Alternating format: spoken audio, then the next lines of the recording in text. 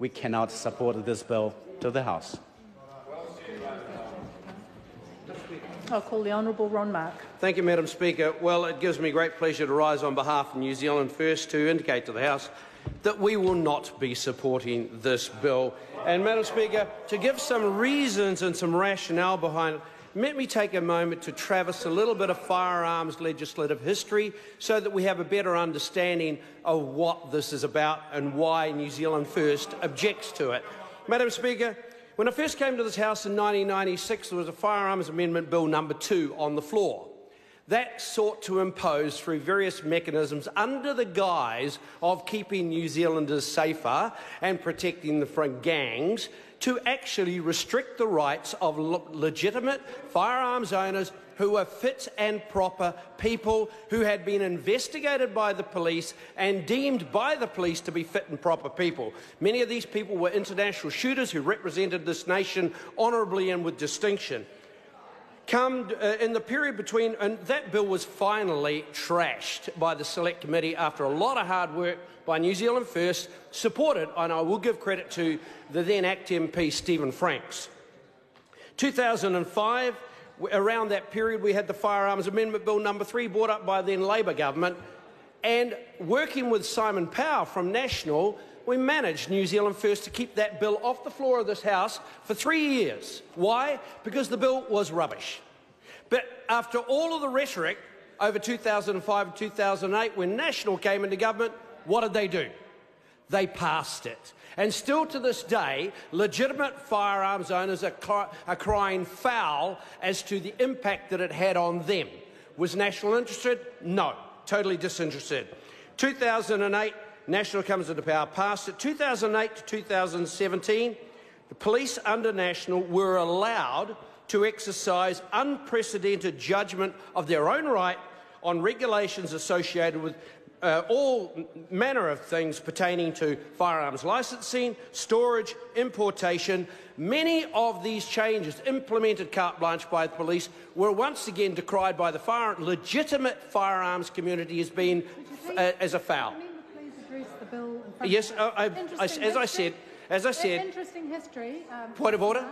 No, I'm actually speaking. Okay. Could you come to the topic of the bill? I'm coming to that, Madam Speaker.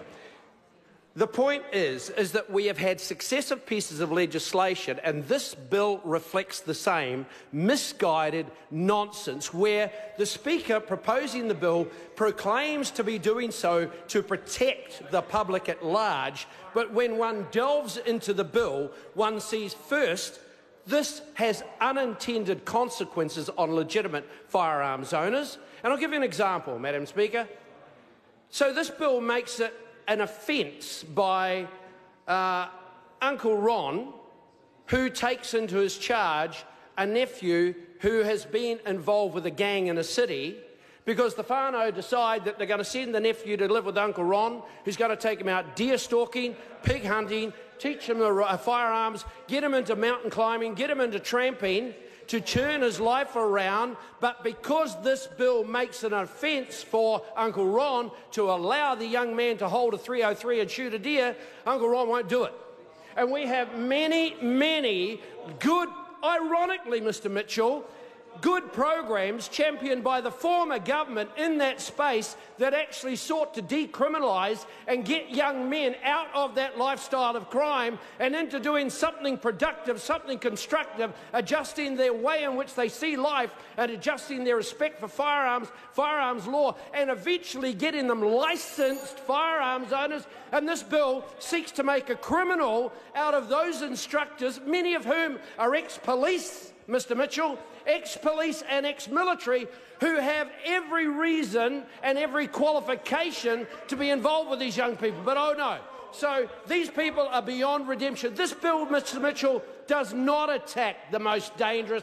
It attacks everybody. And worst of all, and Mr Mitchell, when I hear the assurances that the police commissioner will sign off on a warrant or on a search of a house without a warrant, I only have to point to one thing. I was one of the MPs who stood up in this House and stood by the police decision in the Uruweras, because I trusted the police. I trusted the police to do their job properly. And what did I see in the last term of a national government? The national government ministers apologising to Māori for the raid on Urewera. So, Mr Mitchell, how do I, as a New Zealand First MP... The time has expired. The time has expired. I call Madam Speaker. Maggie Barry. Thank you, Madam Chair. And